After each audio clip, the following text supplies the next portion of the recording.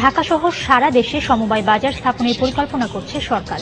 দ্রব্যমূল্য সাধারণ মানুষের ক্রয়ক্ষমতার মধ্যে আনতেই সরকারের সিদ্ধান্ত নিয়েছে বলে জানিয়েছেন স্থানীয় সরকার, পল্লী উন্নয়ন ও সমবায় প্রতিমন্ত্রী জাহাঙ্গীর কবির নানক।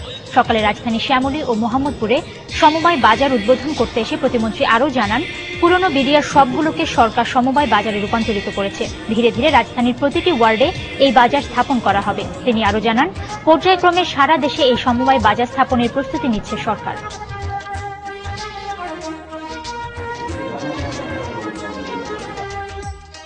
আজকের বাজার দরে দেখেন, আমার কাছে বাজার দর রয়েছে, যে করল্লা বিক্রি হচ্ছে আজকে 40 টাকায়, সেই করল্লা কিন্তু সমবায় বাজারে বিক্রি হচ্ছে মাত্র 25 টাকায়।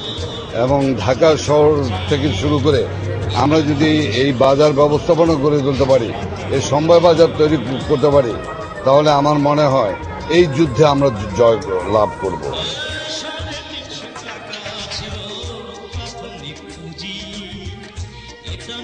শুরু হলো সমিতির